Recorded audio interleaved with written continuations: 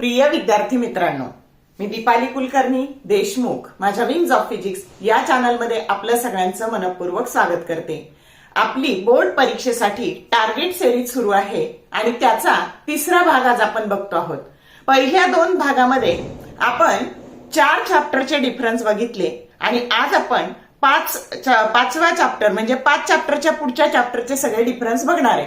आता डिफरन्सचा कसा कसा उपयोग करून घ्यायचा सगळ्या सेक्शन मध्ये हे पण मी तुम्हाला सांगणार आहे। तर वेळ न घालवता आपण सुरू करूयात। आपला डिफरन्स आहे बघा की कोनिकल पेंड्युलम आणि सिंपल पेंड्युलम। मग आता आपण आहे ना न समजता प्रश्नांची उत्तरं पाठ करतो, त्याच्यामुळे आपल्याला फिजिक्स अवघड जातं। तसं नाही करायचं, तर प्रॉपर कन्सेप्ट समजून घ्यायच्या।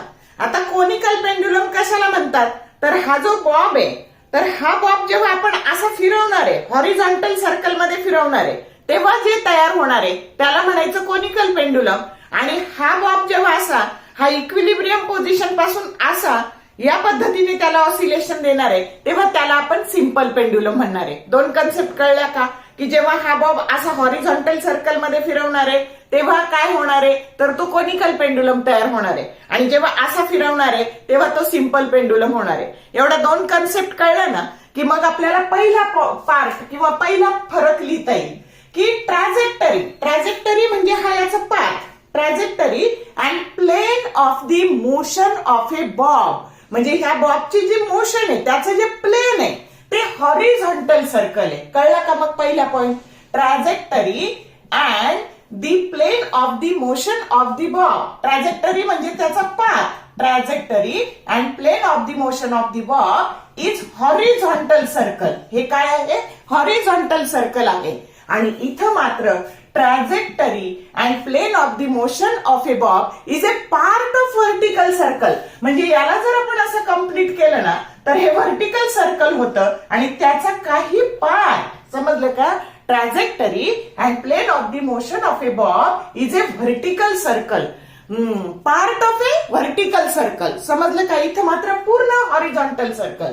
त्याच्यानंतर आता दुसरा फरक बघा याच्यामध्ये काय आहे, तर हे horizontal circular motion that is uniform circular motion, आणि युनिफॉर्म सर्क्युलर मोशन मध्ये लिनियर स्पीड कॉन्स्टंट राहतो। मग v जर कॉन्स्टंट असेल तर कायनेटिक एनर्जीचा फॉर्म्युला असतो हाफ mv², आणि m म्हणजे याचं मास आणि v म्हणजे त्याचा लिनियर स्पीड, म्हणजे कायनेटिक एनर्जी त्याची कॉन्स्टंट राहणार आहे। आणि इथं हा पूर्ण असं या पूर्ण प्लेन मध्ये फिरणार आहे आणि म्हणून त्याची ग्रॅव्हिटेशनल पोटेन्शियल एनर्जी सुद्धा कॉन्स्टंट राहणार आहे। आणि म्हणून kinetic energy and gravitational potential energy are constant, gravitational potential energy are constant. आणि इकडं मात्र बघा तुम्हाला माहितीये की इथं टोटल याच्यात एनर्जी कन्झर्व होते, पण ती बेरीज असते कशाची, कायनेटिक एनर्जी आणि पोटेन्शियल एनर्जी। आणि म्हणून kinetic energy and gravitational potential energy are इंटरकन्व्हर्टेड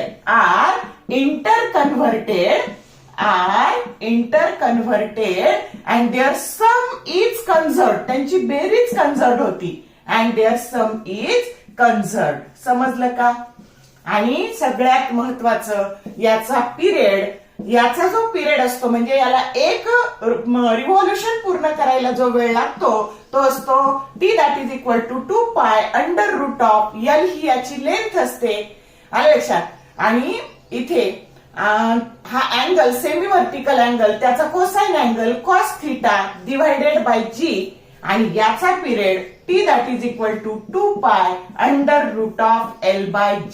समजलं। आता हा लक्षात ठेवणं सोपं आहे, सिंपल पेंड्युलमचा पिरियड, मग इथं फक्त त्याला काय जोडायचं, L cos θ जोडायचं। आता हे कुठं कुठं वापरता येईल तुम्हाला हा फरक, डेफिनेशन आली तर डेफिनेशन लिहिता येईल, याच्यावर MCQ आला कायनेटिक एनर्जी पोटेन्शियल एनर्जीवर तो लिहिता येईल, पिरियड ऑफ सिंपल पेंड्युलमच्या फॉर्म्युल्यावरून लॉज ऑफ सिंपल पेंड्युलम लिहिता येतील, किंवा कोनिकल पेंड्युलमचं डेरिवेशन आलं तर आकृती काढून त्याचा हा फॉर्म्युला लिहिता येईल। म्हणजे असं तुम्हाला वेगवेगळ्या ठिकाणी हा फरक वापरता येईल। आणि म्हणून कन्सेप्ट क्लिअर करून पहिला फरक आपण समजून घेतलाय, कोनिकल पेंड्युलम सिंपल पेंड्युलम।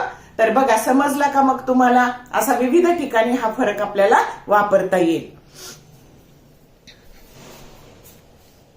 तुमच्या पुस्तकात दिलेला जो फरक आहे तो काळजीपूर्वक बघा. आपण 3-3च पॉइंट घेतो प्रत्येक फरकाचे, की जेणेकरून आपला वेळ वाचला पाहिजे. आणि आपल्याला माहितीये 2 मार्काला फिजिक्समध्ये जर फरक आला तर त्याचे 2च पॉइंट आपल्याला लिहायचे आहेत, आणि म्हणून आपण एक एक्स्ट्रा असा 3 पॉइंट बघतो आहोत. समजलं? आता ऑसिलेशन चॅप्टर मधलाच पुढचा फरक आपल्याला पाहायचा आहे बघा, फ्री ऑसिलेशन्स आणि फोर्स्ड ऑसिलेशन्स. मग आता हा ऑब्जेक्ट आहे आणि याला मी एकदा जर असा ऑसिलेट करून सोडून दिला ना की तो त्याचाच पुढे मागे जातो, बरोबर की नाही? आणि म्हणून if the object is oscillate or vibrate of its own आणि विथ ए नॅचरल फ्रिक्वेन्सी, त्याची जी फ्रिक्वेन्सी आहे ना ती कोणती फ्रिक्वेन्सी असते? Natural frequency. That oscillations is called as free oscillations. आणि फोर्स्ड ऑसिलेशन कशाला म्हणायचं? आता मी प्रत्येक वेळी याला असं इथून कॉन्स्टंट फोर्स लावला म्हणजे याचं प्रत्येक वेळी असं ऑसिलेशन आहे, त्याचं अँप्लिट्यूड कॉन्स्टंट राहिलं आणि त्याला आपण प्रत्येक वेळी असा फोर्स लावला, त्यावेळी काय म्हणायचं? तर त्या ऑसिलेशन्सला काय म्हणायचं? Forced oscillation.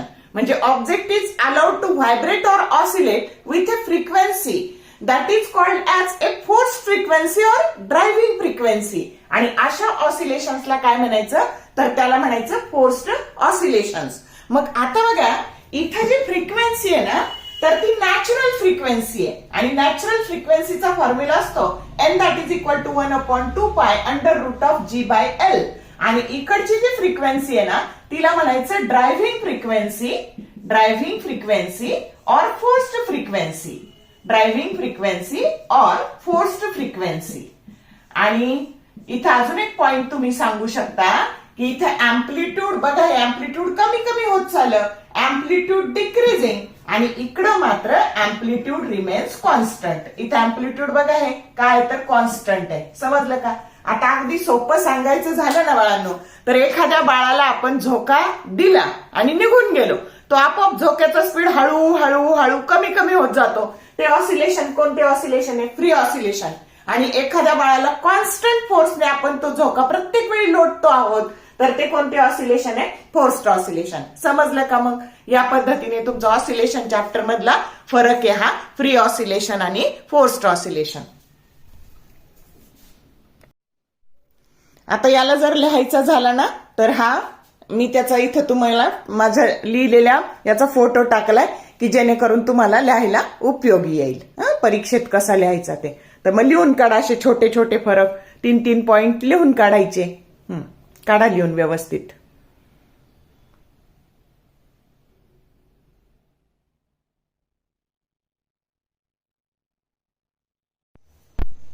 आता चॅप्टर 6 बघा, सुपरपोजिशन ऑफ वेव्ह. त्याच्यामध्ये काय काय फरक आहे? तर प्रोग्रेसिव्ह वेव्ह आणि स्टेशनरी वेव्ह. मग आता हे असं मीडियम असेल आणि ह्या मीडियम मध्ये हे असं मीडियम आहे आणि ह्या मीडियम मध्ये जर समजा डिस्टर्बन्स आपण क्रिएट केला तर या पद्धतीने समजा हे पाणी आहे आणि पाण्यात दगड टाकला तर या पद्धतीने सगळ्या बाजूनी वेव्ह तयार होतात आणि दिलेल्या दिशेने पुढे पुढे जात राहणारी जी वेव्ह आहे तिला प्रोग्रेसिव्ह वेव्ह असं म्हणतात. आणि म्हणून when a disturbance is a created in a medium, हे मीडियम आहे त्याच्यात दगड टाकला, at that time progressive wave is form. समजलं? आणि मग ही झाली डेफिनेशन. किंवा a wave which continuously travel in a given direction that is also called as a progressive wave. मग स्टेशनरी वेव्ह कधी तयार होती? जर समजा आपल्याकडे अशी 2 रिजिड सपोर्ट आहेत बघा, ही समजा 2 अशा भक्कम आधारामध्ये आपण धुणं वाळत घालायची दोरी अशी आडवी बांधलेली आहे आणि मग आता त्याच्यावर जर समजा ह्या पद्धतीने ही पहिली वेव्ह आली आणि दुसरी तंतोतंत सारखी वेव्ह त्याच्या अपोजिट डायरेक्शनने आली आणि रिझल्टंट वेव्ह जी तयार झाली तिला आपण स्टेशनरी वेव्ह असं म्हणतो. म्हणजे when two identical progressive wave along the same path but exactly in opposite direction interfere with each other, the resultant wave is formed in the form of loop and that wave is called as stationary wave. पहिला point कळला का दोन्हीच्या डेफिनेशनचा? मग आता तुम्हाला याचीही definition आली किंवा याची डेफिनेशन आली तर लिहिता येईल. आता याच्यामध्ये ना अँप्लिट्यूड, हे अँप्लिट्यूड कॉन्स्टंट राहतं बघा. Amplitude remains constant, amplitude remains constant. इथं अँप्लिट्यूड कॉन्स्टंट राहत नाही, इथे काही पॉइंट्स असे आहेत की जिथे अँप्लिट्यूड 0 आहे त्याला आपण नोड असं म्हणतो. त्याच्यानंतर जिथे अँप्लिट्यूड मॅक्सिमम आहे त्याला आपण अँटीनोड असं म्हणतो. आणि म्हणून amplitude does not remain constant. Amplitude does not remain constant. Does not remains constant. Does not remains constant. समजलं का? त्याच्यानंतर phase. Phase change from particle to particle. बघा, phase change from particle to particle. प्रत्येक पार्टिकलची phase change होते. Phase change from particle to particle. Particle to particle. Particle to particle. आणि इथं phase he does not change from particle to particle. All particles in one loop, they are in the same phase. All particles in one loop, they are in the same phase. All particles in one loop, they are in the same phase. They in one loop are in the same phase. आणि हे त्याच्या opposite, दुसऱ्या loop मध्ये particle त्याच्या opposite phase मध्ये असतात. Are in the same phase. आणि आता बघा, तुम्हाला पुढचा पॉइंट सांगता येईल की एनर्जी ट्रान्सफर होते. Energy is transferred. Energy is transferred. त्याला व्हेलॉसिटी पण असते. व्हेलॉसिटी पण असते याला. या वेव्हला व्हेलॉसिटी पण असते. आणि इथे energy is not transfer. Energy transfer होत नाही. Standing wave energy transfer. Energy is not transferred. Energy is not transfer. आणि व्हेलॉसिटी 0 असते. ट्रान्सफर आणि व्ही 0 असते. व्हेलॉसिटी 0 असते. आणि आता बघा, याचं उदाहरण सांगता येईल. Sound wave. Sound wave and a wave produced on a stretched string which is दोन भक्कम आधारामध्ये which is in fixed in between two rigid support. तर त्याच्या म्हणजे waves on string. Waves on string की जी दोन भक्कम आधारामध्ये आहे. तर त्याच्यावरच्या ज्या वेव्हज आहेत त्या स्टेशनरी वेव्हज आहेत. कळलं का मग तुम्हाला? या पद्धतीने हा डिफरन्स आहे प्रोग्रेसिव्ह वेव्ह आणि स्टेशनरी वेव्ह मधला. आता हा डिफरन्स जर लिहायचा झाला ना, तर बघा, मी तुम्हाला फोटो टाकलाय. याच्यावरून तुम्ही लिहून काढू शकता.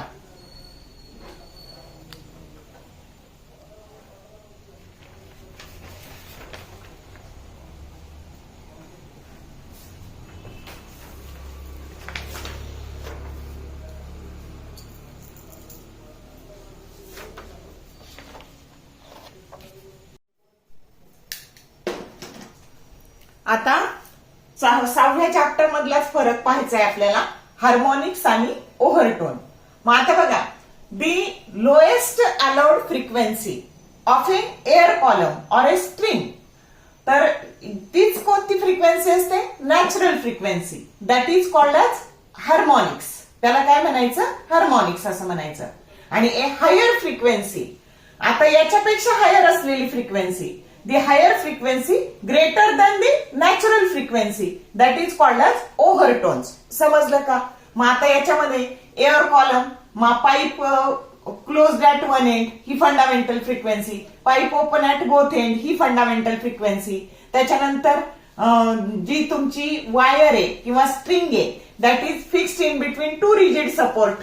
तर फॉर एक्झाम्पल सोनोमीटर मध्ये जो प्रयोग करता तुम्ही, तर हे जे लूप आहे त्या वायरवर तयार झालेलं त्याची फ्रिक्वेन्सी, ही सगळे कोण आहेत? हार्मोनिक्स आहेत.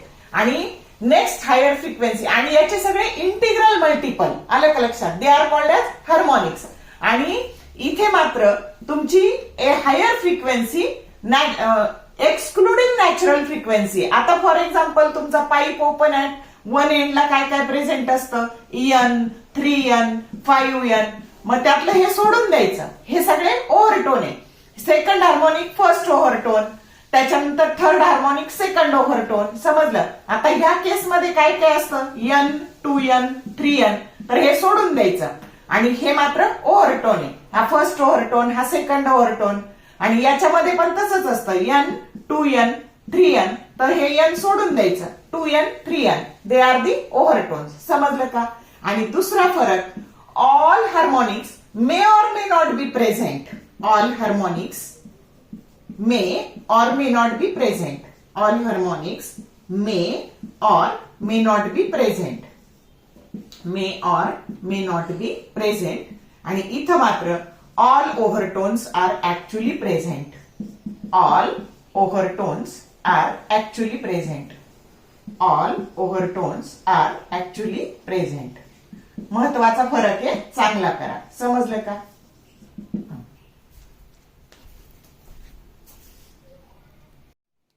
आता तुम्हाला जर लिहायचं असेल ना तर हा त्याचा फोटो बघा या फरकचा आणि लिहून काढा वहीमध्ये.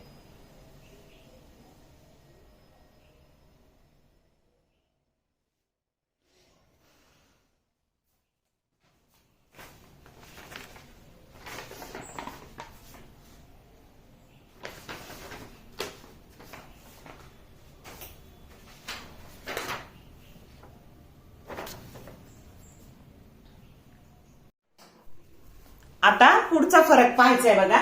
फ्री व्हायब्रेशन आणि फोर्स्ड व्हायब्रेशन, जो आपण फक्त ऑसिलेशन मध्ये ऑसिलेशन म्हणून पाहिलाय. तर आता बघा इथं की जेव्हा बॉडी आपण अशी डिस्प्लेस्ड करतो आणि तिला सोडून देतो तर त्यावेळेस तिचं अँप्लिट्यूड कमी कमी होत जातं. आलं का लक्षात? आणि त्याची जी फ्रिक्वेन्सी असते ती नॅचरल फ्रिक्वेन्सी असते. आणि मग बघा तर त्या व्हायब्रेशन्सला आपण कोणते व्हायब्रेशन्स म्हणतो? फ्री व्हायब्रेशन्स असं म्हणतो. आणि जर प्रत्येक वेळी आपण असा एक्सटर्नल पिरियडिक फोर्स लावला तर त्यावेळी जे व्हायब्रेशन्स होतात त्याला काय म्हणायचं? फोर्स्ड व्हायब्रेशन असं म्हणायचं.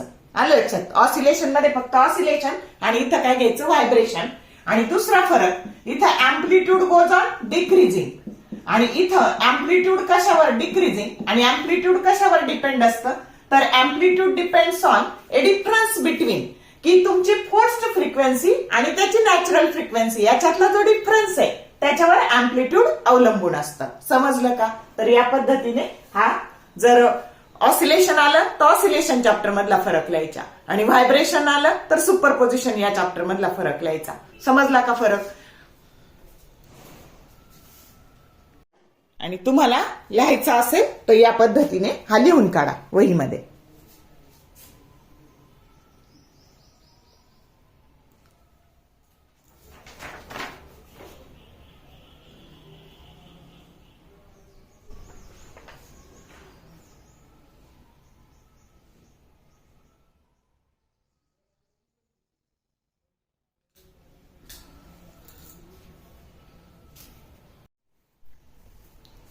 तर बघा या आजच्या तिसऱ्या भागामध्ये आपण 5 नंबरचा चॅप्टर, 6 नंबरचा चॅप्टर याच्यामधले फरक पाहिले. तर हे चांगले करा. तुम्हाला स्टेशनरी वेव्हच्या प्रॉपर्टीज सुद्धा त्या फरकावरून लिहिता येतील. तर जर व्हिडिओ आवडला असेल तर लाईक करा, शेअर करा, कमेंट करा. All the best for your study and thank you for watching this whole video.